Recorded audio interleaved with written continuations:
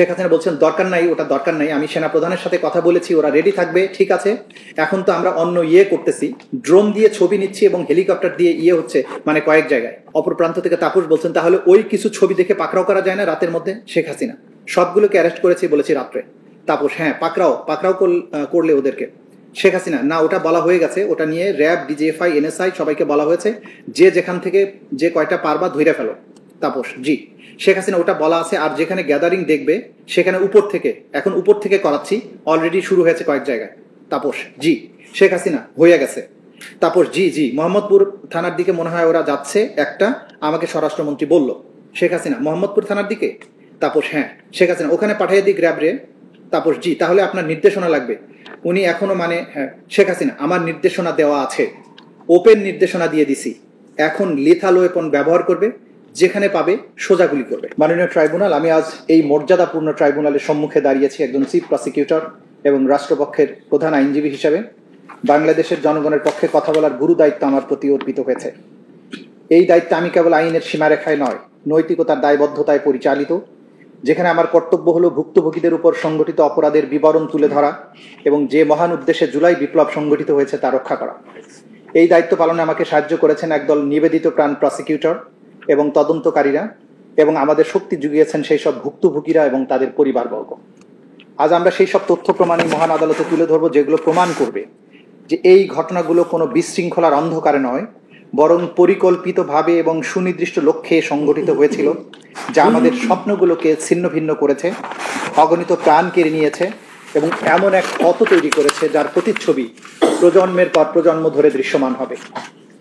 বিচার চলাকালে আমরা প্রমাণ করব যে আসামিরা তাদের কার্যকলাপের মাধ্যমে এমন ভয়াবহ অপরাধ সংগঠিত করেছে যা বিশ্ব বিবেককে নাড়া দিয়েছে।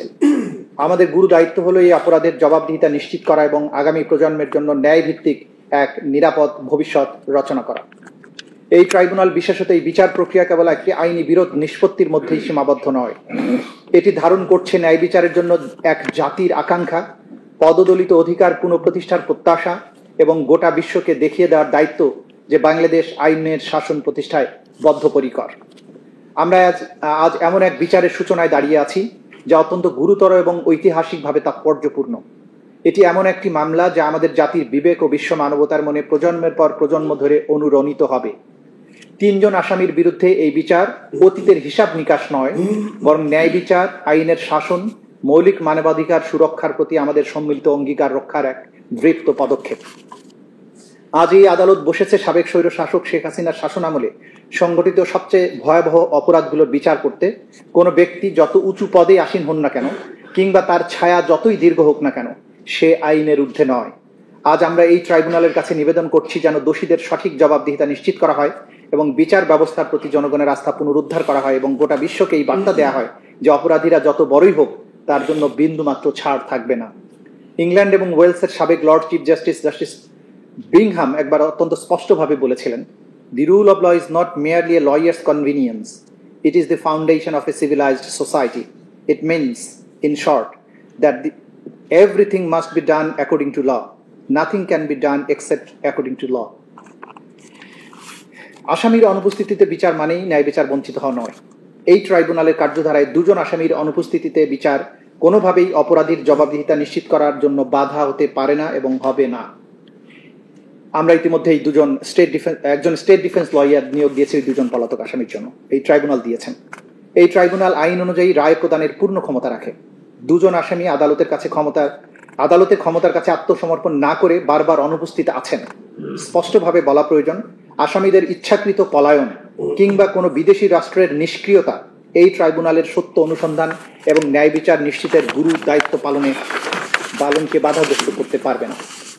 ন্যায় বিচারের হাত দীর্ঘ, অনুপস্থিতি বা উদাসীনতা তাকে আটকাতে পারে না।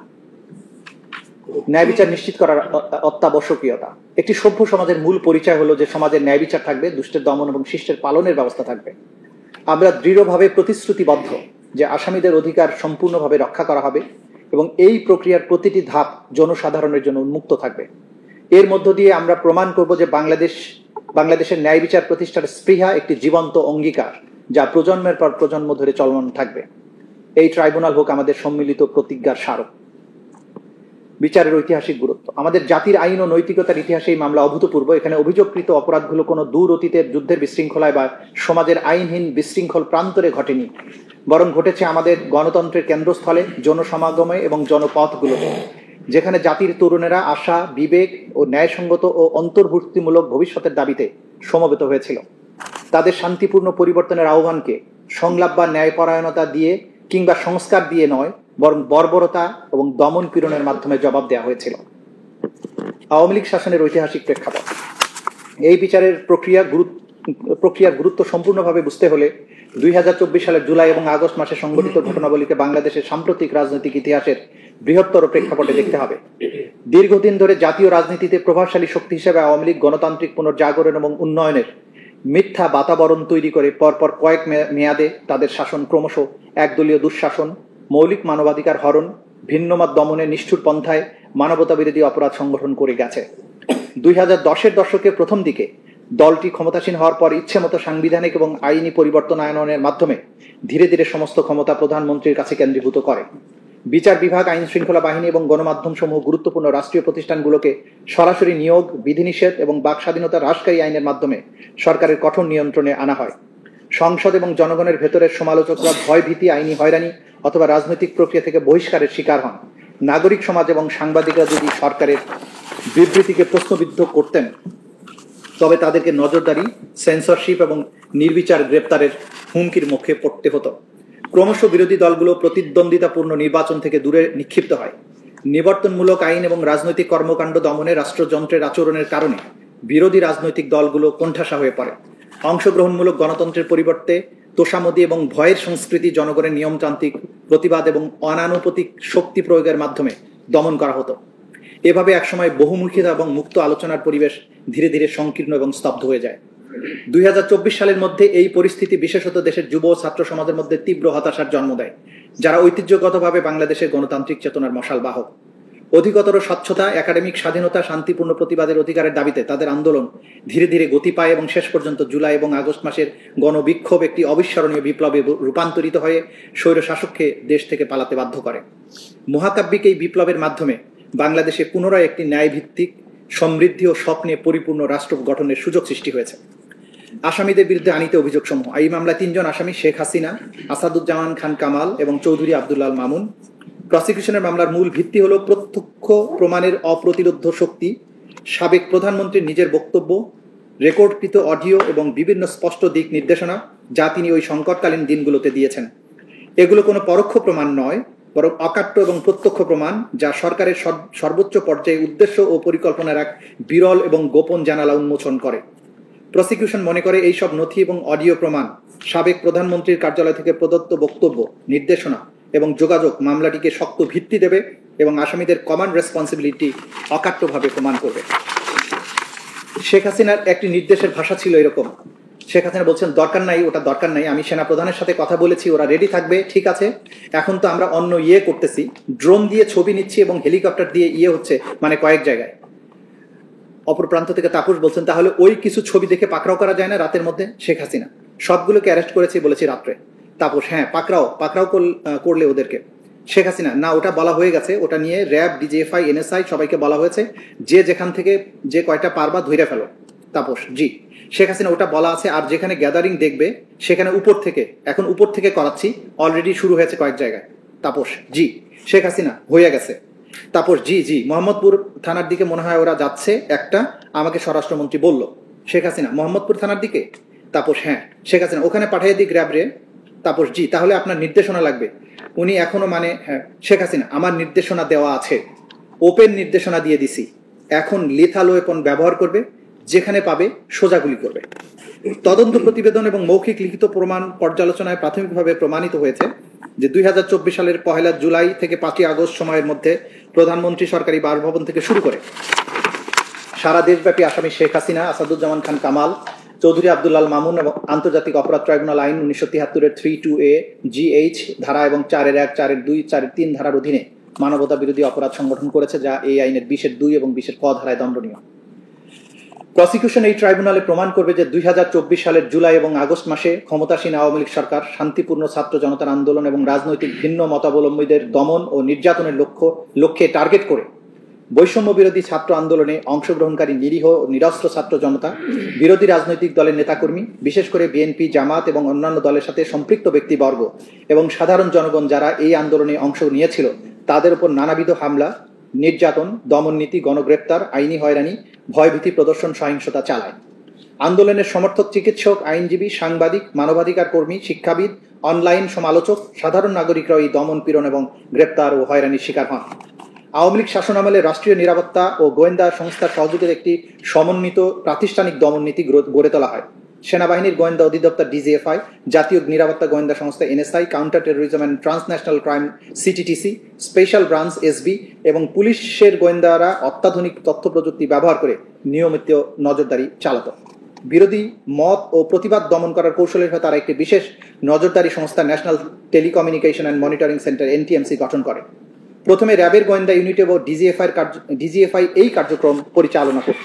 তখন এর নাম ছিল ন্যাশনাল মনিটরিং সেন্টার।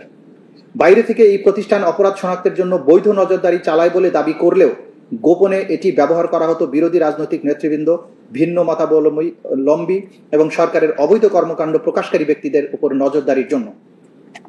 বিশেষত জুলাই আগস্টের গণ অভ্যুত্থানের সময় ড্রোন, ফোনে আড়ি পাতা, লোকেশন ট্র্যাকিং প্রযুক্তি ব্যবহার করে প্রতিবাদকারীদের শনাক্ত করা হয়, দমনমূলক ব্যবস্থা নেওয়া হয়। পাশাপাশি আওয়ামী লীগ ও তার সহযোগী সংগঠন, ছাত্রলীগ, যুবলীগ স্থানীয় পর্যায়ে সশস্ত্র ক্যাডার নিয়োগ করে আন্দোলনকারীদের চিহ্নিত করে। এসব গোয়েন্দা তথ্যের ভিত্তিতে আইন শৃঙ্খলা বাহিনী, বিশেষ করে পুলিশ ও র্যাব দমন অভিযান, গ্রেপ্তার, সহিংস হামলা চালায়। এইসব কর্মসূচি সরাসরি তৎকালীন ফ্যাসিবাদী প্রধানমন্ত্রী শেখ হাসিনার সরাসরি নির্দেশ এবং তখনকার সড়ক পরিবহন ও সেতু মন্ত্রী ওবায়দুল কাদের, স্বরাষ্ট্রমন্ত্রী আসাদুজ্জামান খান কামাল, তৎকালীন আইজিপি চৌধুরী আব্দুল আল মামুন এবং অন্যান্য রাজনৈতিক নেতা, প্রশাসনিক কর্মকর্তা, তাদের অধীনস্থ কর্মকর্তা এবং নিরাপত্তা বাহিনীর মাধ্যমে কার্যকর করা হয়। তৎকালীন আওয়ামী লীগ সরকার রাষ্ট্রযন্ত্রের পূর্ণ শক্তি ব্যবহার করে শান্তিপূর্ণ আন্দোলনের বিরুদ্ধে নজিরবিহীন দমন অভিযান চালায়। Police, RAB, APBN, answer, BGB এবং সীমিতভাবে সশস্ত্র বাহিনীর সদস্যরা বিরোধীদের দমন করতে নিয়োগ দেওয়া হয়। এর পাশাপাশি ডিজিএফআই, এনএসআই, এসবি, সিটিটিসি গোয়েন্দা শাখা, সোয়াত ইউনিটকে সাধারণ ছাত্র, সাধারণ মানুষের বিরুদ্ধে ব্যাপক সহিংসতা সংঘটিত করার জন্য মোতায়েন করা হয়। আওয়ামী লীগের সহযোগী সংগঠন, বিশেষত ছাত্রলীগ ও যুবলীগের সশস্ত্র ক্যাডাররা এই দমন অভিযানে সক্রিয়ভাবে অংশ নেয়, যা সহিংসতা ও রাষ্ট্রীয় সন্ত্রাস আরও তীব্র করে তোলে। 2024 সালের 1 জুলাই থেকে 15 আগস্ট পর্যন্ত সময়ে রাষ্ট্রীয় নিরাপত্তা বাহিনী এবং শাসক দলের সশস্ত্র ক্যাডারদের হাতে 15 আগস্ট, 5 আগস্ট শাসক দলের সশস্ত্র ক্যাডারদের হাতে আনুমানিক 1400 এর বেশি মানুষ নিহত হয়।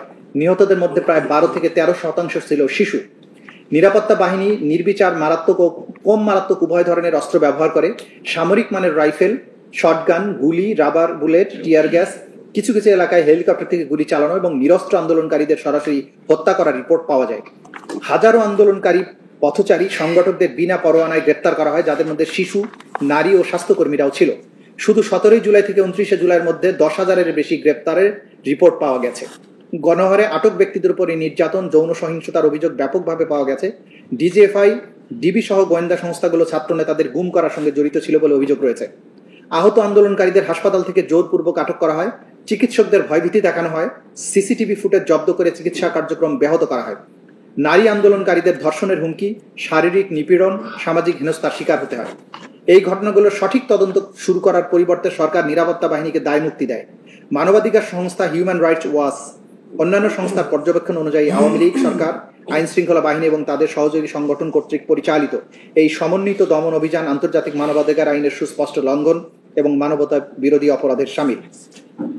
প্রসিকিউশন শুরুতেই এটা স্পষ্ট করেছে যে এই মামলার পূর্ববর্তী সরকারের পুরো মেয়াদের সব অপরাধকে অন্তর্ভুক্ত করা হয়নি, বরং এখানে লক্ষ্য স্থির করা হয়েছে গত গ্রীষ্মে সংগঠিত ভয়াবহ ঘটনাবলীর উপর, যখন রাষ্ট্রীয় দমন পীড়নের ঢেউ অন্তত 1400 শান্তিপূর্ণ ছাত্র আন্দোলনকারী জীবন কেড়ে নেয়। এই বিচার প্রক্রিয়ার লক্ষ্য এবং সীমারেখা সুস্পষ্ট।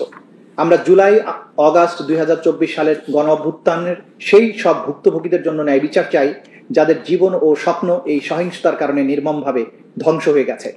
প্রসিকিউশন 11টি প্রতীকী ঘটনার উপর তার মামলা কেন্দ্রীভূত করবে, যেগুলো অত্যন্ত নিখুঁতভাবে বাছাই করা হয়েছে, যাতে আন্তর্জাতিক আইনের স্বীকৃত মানবতা বিরোধী অপরাধের প্রতিটি উপাদান প্রমাণিত হয়। এই ঘটনাগুলোর মাধ্যমে প্রসিকিউশন দেখাবে যে বেসামরিক জনগণের উপরে সংঘটিত আক্রমণগুলো ছিল ব্যাপক মাত্রার, পদ্ধতিগত এবং সুনির্দিষ্টভাবে পরিকল্পিত। প্রতিটি ঘটনা হবে একটি দৃষ্টিকোণ, যার মাধ্যমে ট্রাইব্যুনাল দেখতে পাবেন কিভাবে হত্যা, নিপীড়ন, নির্যাতন, নির্বিচার আটক, যৌন সহিংসতা ইত্যাদি অপরাধ রাষ্ট্রীয় সমস্ত প্রতিষ্ঠানগুলোকে ব্যবহার করে সুপরিকল্পিতভাবে এবং ব্যাপক মাত্রায় সংগঠন করা হয়েছে। এই 11টি ঘটনার বিস্তারিত বিশ্লেষণের মাধ্যমে প্রসিকিউশন সন্দেহাতীতভাবে প্রমাণ করবে যে ব্যাপক বা পদ্ধতিগত আক্রমণ, যা রাষ্ট্রীয় নীতির অংশ হিসাবে বেসামরিক জনগণকে লক্ষ্যবস্তু করে চালানো হয়েছিল, তা মানবতা বিরোধী অপরাধের সমস্ত শর্ত পূরণ করেছে। আমরা দেখাবো যে দমনমূলক ব্যবস্থাগুলো ইচ্ছাকৃতভাবে পরিকল্পিত এবং ব্যাপক মাত্রায় সংগঠিত হয়েছিল এবং অভিযুক্তদের দায় নিয়ে কোনো সন্দেহের অবকাশ নেই এবং থাকবে না। শান্তিপূর্ণ ছাত্র আন্দোলনকারীদের বিরুদ্ধে বর্বরতা স্পষ্টভাবে বলা প্রয়োজন, এই প্রসিকিউশনের মামলা কোনো বিমূর্ত আইনের নীতি নয়, বরং তরুণীদের জীবনে ঘটে যাওয়া জীবন্ত বাস্তবতা। এদেশের ছাত্র তরুণেরা স্বপ্ন, আশা, আদর্শবাদ এবং ভবিষ্যৎ গড়ার অবিচল বিশ্বাসে অনুপ্রাণিত ছিল। তাদের মৌলিক অধিকার, সমাবেশ ও মত প্রকাশের স্বাধীনতার চর্চা করছিল এবং তারা রাষ্ট্রীয় বাহিনীর লক্ষ্যবস্তুতে পরিণত হয়েছিল, যা শেখ হাসিনার প্রত্যক্ষ নির্দেশে পরিচালিত হয়েছিল। আসামিদের বিরুদ্ধে গৃহীত প্রমাণ শুধু বিশ্বাসযোগ্যই নয়, বরং তা অকাট্য, স্বতন্ত্র ব্যাখ্যার ঊর্ধ্বে। এই ট্রাইব্যুনালের সামনে যে প্রমাণ উপস্থাপন করা হবে তা অস্পষ্ট তথ্যের বিচ্ছিন্ন কোনো টুকরা নয়, বরং এক অবিচ্ছিন্ন ও সুদৃঢ় প্রমাণ শৃঙ্খল, যার প্রতিটি অংশ পরবর্তী অংশকে আরও শক্তিশালী করে। এই প্রমাণের সার্বিকতা, চাক্ষুষ সাক্ষ্য, ডিজিটাল রেকর্ড, সরকারি যোগাযোগ এবং ফরেনসিক প্রতিবেদন এতটাই স্পষ্ট এবং শক্তিশালী যে এতে কোনো সন্দেহের অবকাশ নেই। এই নিঃসন্দেহ এবং অকাট্য প্রমাণই সন্দেহাতীতভাবে প্রমাণ করবে শেখ হাসিনার অপরাধ এবং সহ আসামিদের দায়বদ্ধতা। প্রধান প্রমাণাবলী যেগুলো আমরা এই ট্রাইব্যুনালের সামনে উপস্থাপন করব সেগুলো হচ্ছে চাক্ষুষ সাক্ষ্য। বহু ছাত্র, শিক্ষক এবং প্রত্যক্ষদর্শী সাক্ষ্য দেবেন যে আইন শৃঙ্খলা রক্ষাকারী বাহিনীর সমন্বিত অভিযানে কিভাবে শান্তিপূর্ণ সমাবেশে অতিরিক্ত শক্তি প্রয়োগ করা হয়। তাদের বর্ণনায় স্পষ্টভাবে দেখা যাবে যে লাইভ গুলি, টিয়ার গ্যাস, শারীরিক নির্যাতনের মাধ্যমে দমনপীড়ন চালানো হয়েছে এবং এই কর্মকাণ্ডের নির্দেশ উচ্চ পর্যায় থেকে এসেছে। সরকারি যোগাযোগ, প্রধানমন্ত্রীর কার্যালয় ও মন্ত্রিসভার বৈঠক থেকে প্রেরিত নির্দেশনাবলী, যা ডিজিটাল ফরেনসিকের মাধ্যমে প্রমাণিত হয়েছে, সেগুলো উপস্থাপন করা হবে। এই নথিগুলো প্রমাণ করবে যে জনগণকে দমন এবং সমাবেশ ভাঙার নির্দেশ এবং মারণাস্ত্র, হেলিকপ্টার, ড্রোন ব্যবহার করে বিক্ষোভকারীদের হত্যার নির্দেশ সরাসরি শেখ হাসিনা কর্তৃক এবং তার অনুমোদনে দেয়া হয়েছিল। ডিজিটাল প্রমাণ, ক্যামেরা, মোবাইল ফোন, সিসিটিভিতে ধারণ করা ভিডিও, ছবি প্রমাণ করবে যে নিরস্ত্র ও শান্তিপূর্ণ আন্দোলনকারীদের উপর কিভাবে আইন শৃঙ্খলা বাহিনী প্রাণঘাতী অস্ত্র শক্তি ব্যবহার করেছে। মেটাডেটা এবং টাইম স্ট্যাম্প ঘটনাক্রম প্রমাণ করবে কোন বাহিনী কবে, কোথায়, কিভাবে অপরাধ সংগঠন করেছে।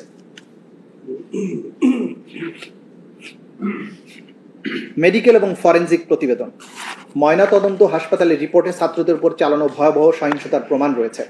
ক্ষত এবং আঘাতের ধরন নির্দেশ করে এগুলো রাষ্ট্রীয় বাহিনীর কার্যকলাপের সঙ্গে সরাসরি সম্পর্কযুক্ত।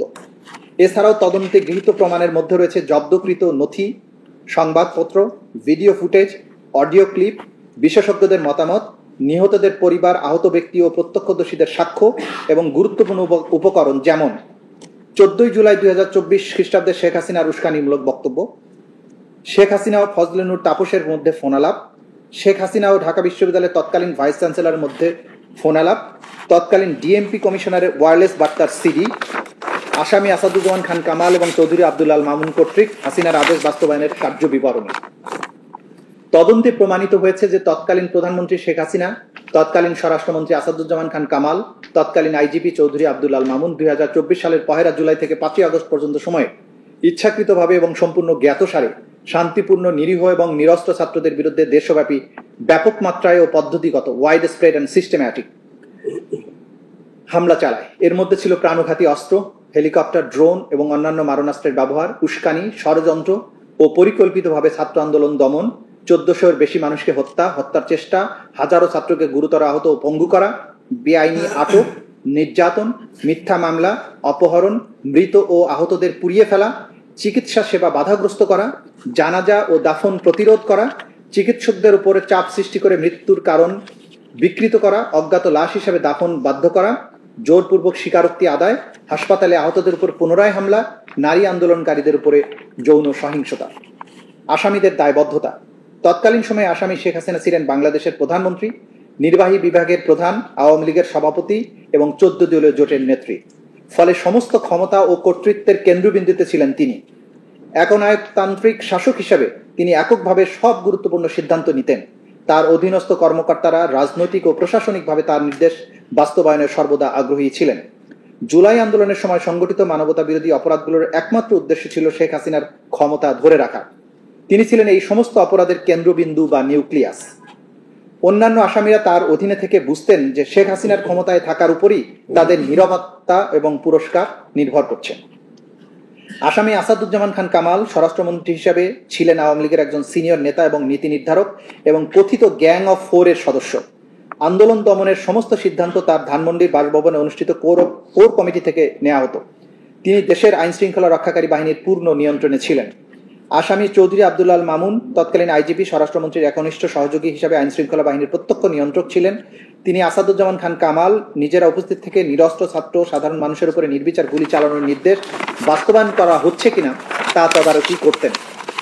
27 জুলাই 2024 তারিখে যাত্রাবাড়ি থানার সামনে আইন শৃঙ্খলা বাহিনীর গুলিবর্ষণের ভিডিও ডিএমপির তৎকালীন ডেপুটি কমিশনার ওয়ারি জোন ইকবাল স্বরাষ্ট্রমন্ত্রী আসাদুজ্জামান খান কামাল এবং চৌধুরী আব্দুল্লাহ মামুনকে দেখান, যা পরে স্বরাষ্ট্র সচিব জাহাঙ্গীর আলমকেও দেখানো হয়।